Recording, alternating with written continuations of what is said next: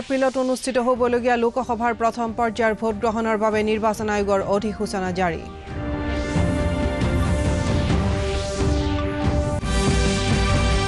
ভোটদানৰ বাবে জনসাধাৰণৰ মাজত সজাগতা সৃষ্টি কৰাৰ উদ্দেশ্যে ৰাজ্যৰ মুখ্য নিৰ্বাচন বিষয়া মুকেশ সাহুৰ ভিডিঅ' আৰু হাতপুথি উন্মোচন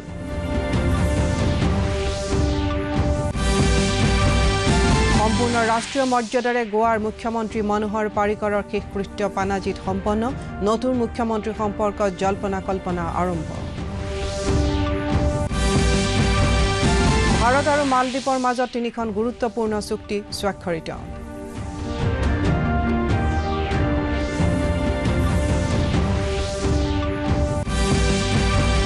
আইচিচিৰ এদিনীয়া ক্ৰিকেটৰ বেটছমেন আৰু বলাৰৰ শেহতীয়া তালিকাত ভাৰতৰ অধিনায়ক বিৰাট কোহলি আৰু জসপ্ৰীত বুমৰাৰ শীৰ্ষস্থান অক্ষুণ্ণ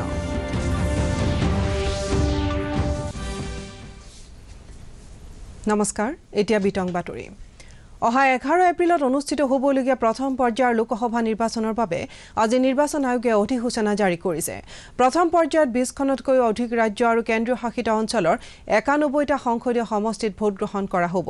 প্ৰথম পৰ্যায়ৰ নিৰ্বাচনৰ বাবে মনোনয়ন পত্ৰ দাখিল কৰাৰ অন্তিম দিন এই মাহৰ 25 তাৰিখ ধাৰ্য কৰা হৈছে 26 মাৰ্চত মনোনয়ন পত্ৰসমূহ পৰীক্ষা কৰা হ'ব আৰু 28 মাৰ্চৰ ভিতৰত প্ৰাৰ্থীয়ে মনোনয়ন পত্ৰ প্ৰত্যাহাৰ কৰিব পাৰিব অসমত প্ৰথম পৰ্যায়ত তেজপুৰ কলিয়াবৰ যোৰহাট ডিব্ৰুগড় আৰু লখিমপুৰ সংসদীয় সমষ্টিৰ নিৰ্বাচনৰ বাবে অধিসূচনা জাৰি কৰা হৈছে প্ৰথম পৰ্যায়ৰ নিৰ্বাচনৰ বাবে কংগ্ৰেছে ইতিমধ্যে প্ৰাৰ্থীৰ নাম ঘোষণা কৰিছে কলিয়াবৰত বৰ্তমানৰ সাংসদ গৌৰৱ গগৈ যোৰহাটত যুৱ কংগ্ৰেছ নেতা সুশান্ত বৰগোহাঁই ডিব্ৰুগড়ত প্ৰাক্তন কেন্দ্ৰীয় মন্ত্ৰী পৱন সিং ঘাটোৱাৰক প্ৰাৰ্থিত্ব দিয়া হৈছে বিজেপি আৰু ইয়াৰ মিত্ৰ দল অসম গণ পৰিষদ AIUDFকে ধৰি অন্যান্য দলসমূহে এতিয়াও প্ৰাৰ্থীৰ নাম ঘোষণা কৰা নাই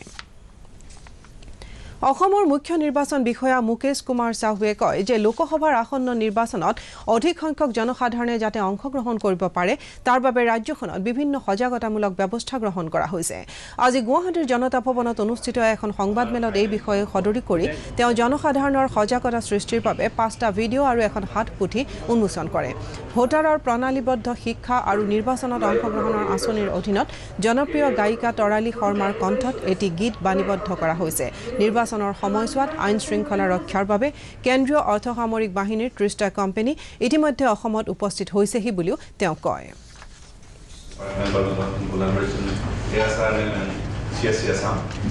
ইয়াৰ উপৰিও আমাৰ জিলাবিলাকত তেওঁলোকে নিজাববীয়াকৈ বাতৰণা আৰু বিভিন্ন correction in the names or any other particulars if there is a mistake in that then form is meant for that because that person will have to give the correct particulars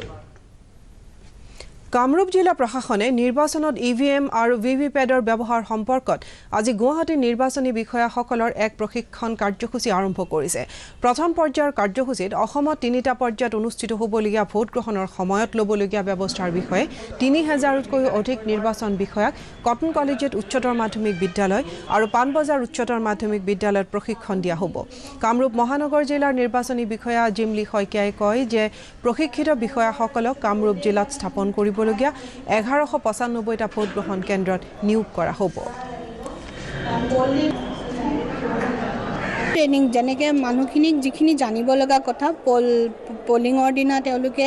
কেনেকৈ EVM ভিভিপ্যাটটো connection কৰিব তেওঁলোকে কি কৰিব লাগিব polling ষ্টেচনত গৈ পেলাই অহা 18 এপ্ৰিলত নগাঁও লোকসভা সমষ্টিৰ অন্তৰ্গত মৰিগাঁও জিলাৰ 3টা বিধানসভা সমষ্টিৰ জাগিৰোড মৰিগাঁও আৰু লাহৰীঘাটত অনুষ্ঠিত হ'বলগীয়া সংসদীয় নিৰ্বাচনৰ বাবে জিলাখনৰ প্ৰিজাইডিং আৰু পলিং বিষয়াৰ প্ৰথমটো প্ৰশিক্ষণ কাৰ্যসূচী আজি মৰিগাঁও জিলা পুথিভঁৰাল আৰু মৰিগাঁৱৰ বহুমুখী বিদ্যালয়ত অনুষ্ঠিত হয় জিলা প্ৰশাসনে জনোৱা মতে জিলাখনৰ সংসদীয় নিৰ্বাচনত নিয়োজিত 4200 গৰাকী বিষয়া কৰ্মচাৰীৰ প্ৰশিক্ষণ আজিৰে পৰা 25 দিন ধৰি চলিব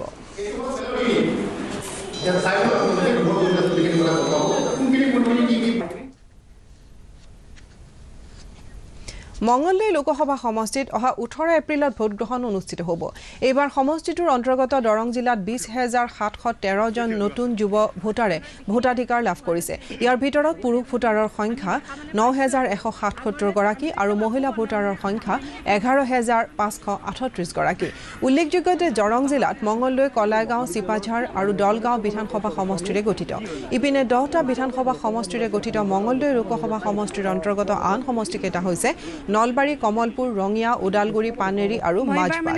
নতুনকৈ ভোটাধিকাৰ লাভ কৰা যুৱ ভোটাৰসকলে নিৰ্বাচনত অংশগ্ৰহণ কৰিবলৈ পাই উৎফুল্লিত হৈছে নৰেন্দ্ৰ মোদী ডাঙৰীয়াকে ভোট দিম বুলি ভাবিছো সাংসদগৰাকী মঙলদৈ সমষ্টিৰ পৰা যুৱ এজন মঙলদৈ সমষ্টিৰে অন্তৰ্গত এজন লোক বিচাৰোঁ যিয়ে সমষ্টিটোৰ যথেষ্ট উন্নয়ন কৰিব পাৰে গোৱাৰ মুখ্যমন্ত্ৰী তথা প্ৰাক্তন কেন্দ্ৰীয় প্ৰতিৰক্ষা মন্ত্ৰী মনোহৰ পাৰিকৰৰ শেষকৃত্য আজি সম্পূৰ্ণ ৰাষ্ট্ৰীয় মৰ্যাদা সহকাৰে পানাজীত সম্পন্ন কৰা হয় দীৰ্ঘদিনীয়া অসুস্থতাৰ পাছত কালি তেওঁৰ পৰলোক হৈছিল আজি পুৱাৰ ভাগত পাৰিকৰৰ নশ্বৰ দেহ ৰাজ্যিক বিজেপিৰ পানাজীত অৱস্থিত মুখ্য কাৰ্যালয়ত ৰখা হয় কেন্দ্ৰীয় মন্ত্ৰী নীতিন গাডকাৰী শ্ৰীপদ নায়ক সাংসদ নৰেন্দ্ৰ সাৱাইকাৰ প্ৰমুখ্যে বিজেপি দলৰ জ্যেষ্ঠ নেতাসকলে প্ৰয়াত নেতাগৰাকীৰ প্ৰতি শেষ শ্ৰদ্ধাঞ্জলি নিবেদন কৰে ইয়াৰ পিছতে নেতাগৰাকীৰ নশ্বৰ দেহ পানাজীৰ কলা একাডেমীলৈ নিয়া হয় তেওঁৰ গুণমুগ্ধসকলে ইয়াতে নেতাগৰাকীৰ প্ৰতি শ্ৰদ্ধা নিবেদন কৰে প্ৰয়াত নেতাগৰাকীৰ প্ৰতি সন্মান প্ৰদৰ্শন কৰি কেন্দ্ৰীয় চৰকাৰে আজি ৰাষ্ট্ৰীয় শোক ঘোষণা কৰে গোৱাত অহা 24 মাৰ্চ পৰ্যন্ত 7 দিনীয়াকৈ শোক প্ৰকাশ কৰা হ'ব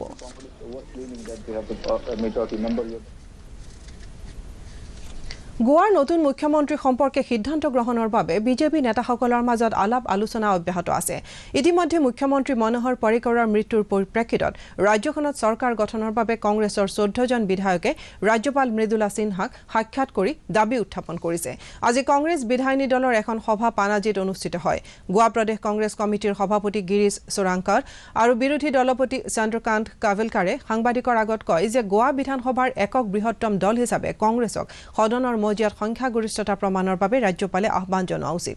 উল্লেখযোগ্য যে গোৱা বিধানসভাত বৰ্তমান কংগ্ৰেছৰ 14 বিজেপিৰ 12 এমজিপিৰ 3 এমচিপিৰ 1 গোৱা ফৰৱাৰ্ড পাৰ্টিৰ 3 গৰাকী বিধায়ক আৰু আন 3 গৰাকী নিৰ্দলীয় বিধায়ক আছে বৈদেশিক পৰিক্ৰমা মন্ত্ৰী সুষমা স্বৰাজে মালেত দুদিনীয়া ভ্ৰমণ সমাপ্ত কৰাৰ পূৰ্বে মালদ্বীপৰ ৰাষ্ট্ৰপতি ইব্ৰাহিম মোহাম্মদ ছলিহক আজি সাক্ষাৎ কৰে তেওঁ মালদ্বীপৰ গৃহমন্ত্ৰী আৰু আদালত পাৰ্টিৰ নেতা শেখ ইমৰান আব্দুল্লাহকো সাক্ষাৎ কৰে উল্লেখযোগ্য যে কালি স্বৰাজে মালদ্বীপৰ বৈদেশিক মন্ত্ৰী আব্দুল্লাহ শহীদৰ লগত এক আলোচনাত মিলিত হয় এক যুটীয়া বিবৃতিত কোৱা হয় যে দুয়োখন দেশৰ মাজত তিনিখন গুৰুত্বপূৰ্ণ চুক্তি স্বাক্ষৰিত হয় স্বৰাজে কয় যে কেন্দ্ৰীয় চৰকাৰে চুবুৰীয়া দেশৰ ক্ষেত্ৰত গ্ৰহণ কৰা নীতি অনুসৰি মালদ্বীপ চৰকাৰে আৰ্থ-সামাজিক উন্নয়নৰ বাবে গ্ৰহণ কৰা প্ৰচেষ্টাৰ প্ৰতি ভাৰতে সমৰ্থন আগবঢ়াব মালদ্বীপৰ আৰ্থ-সামাজিক উন্নয়নৰ ক্ষেত্ৰত ভাৰতে গ্ৰহণ কৰা ভূমিকাৰ বাবে মালদ্বীপৰ বৈদেশিক মন্ত্ৰীয়ে শলাগ লয় আইচিচিয়ে প্ৰকাশ কৰা এদিনীয়া ক্ৰিকেটৰ শেহতীয়া ৰেংকিঙত ভাৰতৰ অধিনায়ক বিৰাট কোহলি আৰু পেচ বলাৰ জসপ্ৰীত বুমৰাহে শীৰ্ষস্থান অক্ষুণ্ণ ৰাখিছে সদ্য সমাপ্ত ভাৰত অষ্ট্ৰেলিয়া 4খনীয়া শৃংখলাত 310 ৰান সংগ্ৰহ কৰি কোহলিয়ে বেটছমেনৰ তালিকাত শীৰ্ষস্থান লাভ কৰে ভাৰতৰ আন এজন বেটছমেন ৰোহিত শৰ্মাই দ্বিতীয় স্থান দখল কৰে আনহাতে কেদাৰ যাদৱে কেইবাটাও স্থান আগুৱাই বেটছমেনৰ তালিকাৰ 20 সংখ্যক স্থান অধিকাৰ কৰে বলাৰৰ তালিকাত বুমৰাহে শীৰ্ষস্থান আৰু নিউজিলেণ্ডৰ ট্ৰেণ্ট বল্টে দ্বিতীয় স্থান অধিকাৰ কৰিছে অলৰাউণ্ডাৰৰ তালিকাত আফগানিস্তানৰ ৰশিদ খালে শীৰ্ষস্থান অধিকাৰ কৰে দলীয় ৰেংকিঙত ইংলেণ্ডে প্ৰথম আৰু ভাৰতে দ্বিতীয় স্থান অধিকাৰ কৰিছে অসম ক্ৰীড়া সাংবাদিক সন্থাৰ উদ্যোগত অনুষ্ঠিত 10ম টপচেপ উত্তৰ পূব সংবাদ মাধ্যম ক্ৰীড়া প্ৰতিযোগিতাত আসাম ট্ৰিবিউন গোষ্ঠীয়ে শ্ৰেষ্ঠ দলৰ আৰু প্ৰচাৰ ভাৰতীয় ৰানাৰ্ছ আপৰ সন্মান লাভ কৰে ফুটবল প্ৰতিযোগিতাত ছয়গাঁও প্ৰেছ ক্লাবক পৰাজিত কৰি শিলং প্ৰেছ ক্লাবে হৰেন্দ্ৰনাথ বৰুৱা ট্ৰফি অৰ্জন কৰে বদৰুদ্দিন আহমেদ মহিলা টেবল টেনিছ প্ৰতিযোগিতাত প্ৰচাৰ ভাৰতীয় প্ৰথম 3টা স্থান দখল কৰে আজি ৰাধা গোবিন্দ বৰুৱা ক্ৰীড়া প্ৰকল্পত অনুষ্ঠিত বঁটা বিতৰণী সভাত জনসংযোগ বিভাগৰ প্ৰাক্তন সঞ্চালক ৰাজীৱ প্ৰকাশ বৰুৱাই বঁটাসমূহ প্ৰদান কৰে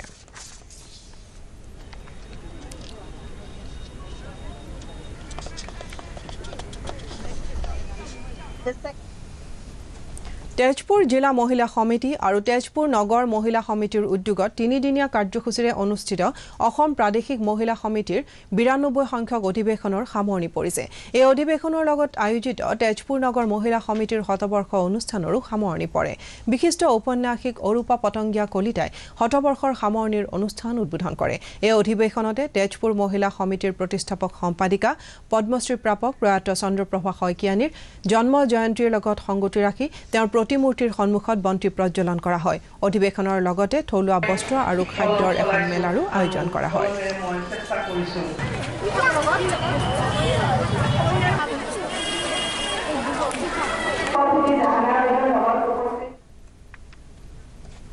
কাৰ্বি আংলং জিলাত লোকসভা নিৰ্বাচনৰ প্ৰক্ৰিয়াৰ সমান্তৰালভাৱে ৰাষ্ট্ৰীয় নাগৰিকপঞ্জীৰ নথিপত্ৰৰ পৰীক্ষাৰ কামো অব্যাহত আছে। জিলা প্ৰশাসনে ডিফুৰ উপায়ুক্তৰ কাৰ্যালয় প্ৰাংগণত ৰাষ্ট্ৰীয় নাগৰিকপঞ্জী সম্পৰ্কত শুনানিৰ বাবে 9টা শিবিৰ স্থাপন কৰিছে। শুনানিৰ কামত নিয়োজিত বিষয়া কৰ্মচাৰীসকলে জিলাখনৰ বিভিন্ন প্ৰান্তৰ পৰা অহা লোকসকলৰ শুনানি গ্ৰহণ কৰি ওজৰ আপত্তিসমূহ নিষ্পত্তি কৰাৰ ব্যৱস্থা কৰিছে। এই শুনানি অহা 30 মাৰ্চলৈকে চলিব। ভাৰতীয় জনতা পাৰ্টি আৰু অসম গণ পৰিষদৰ মাজত হোৱা মিত্ৰতাৰ বিৰোধিতা কৰাৰ বাবে অগপৰ কেন্দ্ৰীয় পৰিষদৰ 2জন সদস্য যোৰহাটৰ নীৰেণ শৰ্মা আৰু হৰেশ ভূঞাক দলৰ পৰা অপসাৰণ কৰা হৈছে। আজি যোৰহাট প্ৰেছ ক্লাবত এখন সংবাদমেলত অপসাৰিত নেতা নীৰেণ শৰ্মাই কয় যে এই মিত্ৰতাৰ জৰিয়তে অগপত দলক ধ্বংস কৰাৰ বাবে বিজেপিৰ অভিসন্ধি সম্পূৰ্ণ হ'ল। অসমৰ প্ৰথমটো আঞ্চলিক দলক পুনৰ জীৱিত কৰাৰ প্ৰচেষ্টা গ্ৰহণ কৰিবলৈ তেওঁ তৃণমূল কৰ্মীসকলক আহ্বান জনায়। সংবাদমেলত অগপৰ নগৰ সমিতিৰ সম্পাদক দীপেন হাজৰিকা, মহিলা মৰ্চাৰ সভানেত্ৰী দীপাঞ্জলি বৰা আৰু ৰূপক বেজবৰাও উপস্থিত আছিল। ধেমাজি মহাবিদ্যালয়ৰ বাৰ্ষিক সপ্তাহ আজিৰে পৰা আৰম্ভ হৈছে। এই উপলক্ষে ছাত্ৰ ছাত্ৰীসকলে অসমৰ বিভিন্ন জাতি জনগোষ্ঠীৰ বেশভূষা পৰিধান কৰি এক বৰ্ণাঢ্য শোভাযাত্ৰা উলিয়ায়। শোভাযাত্ৰাৰ সময়ছোৱাত সজাগতামূলক কাৰ্যসূচীৰো আয়োজন কৰা হয়।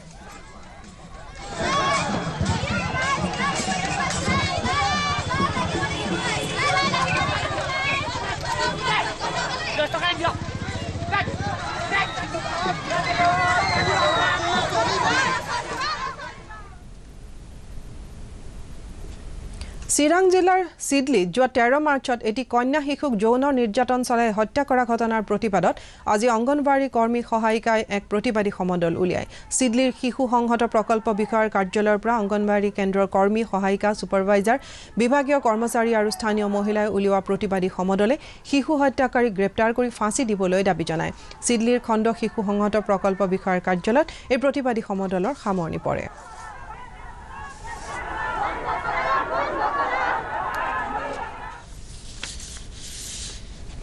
অসম ভলীবল সন্থা আৰু গোৱালপাৰা জিলা ক্ৰীড়া সন্থাৰ উদ্যোগত আৰু আগিয়া আঞ্চলিক ক্ৰীড়া সন্থাৰ সহযোগত আগিয়াত 3 দিনীয়াকৈ অনুষ্ঠিত আন্তঃজিলা ছিনিয়ৰ পুৰুষ আৰু মহিলাৰ দিবানৈশ ভলীবল প্ৰতিযোগিতাৰ কালি সামৰণি পৰে। পুৰুষ শাখাৰ ফাইনেলত NF ৰেলৱে গুৱাহাটী আৰু মহিলাৰ শাখাত লখিমপুৰে ধেমাজিক পৰাজিত কৰি বিজয়ীৰ খিতাপ অৰ্জন কৰে। খেলৰ অন্তত বিধায়ক দীপক ৰাভা আৰু গোৱালপাৰা জিলা ক্ৰীড়া সন্থাৰ সভাপতি জিতেন দাসে বিজয়ী আৰু বিজিত দলক বঁটা প্ৰদান কৰে।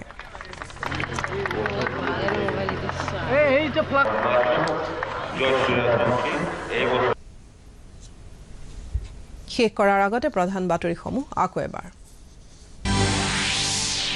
অহা 11 এপ্ৰিলত অনুষ্ঠিত হ'বলগীয়া লোকসভাৰ প্ৰথম পৰ্যায়ৰ ভোট গ্ৰহণৰ বাবে নিৰ্বাচন আয়োগৰ অধিসূচনা জাৰি। ভোটদানৰ বাবে জনসাধাৰণৰ মাজত সজাগতা সৃষ্টি কৰাৰ উদ্দেশ্যে ৰাজ্যৰ মুখ্য নিৰ্বাচন বিষয়া মুকেশ চাহুৰ ভিডিঅ' আৰু হাতপুথি উন্মোচন।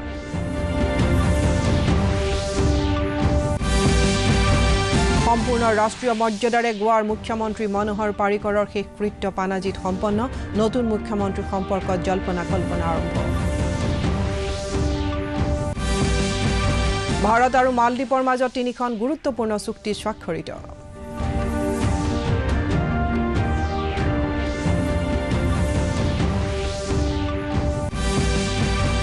ICCৰ এদিনীয়া ক্ৰিকেটৰ বেটছমেন আৰু বলাৰৰ শেহতীয়া তালিকাত ভাৰতৰ অধিনায়ক বিৰাট কোহলি আৰু জসপ্ৰীত বুমৰাৰ শীৰ্ষস্থান অক্ষুণ্ণ।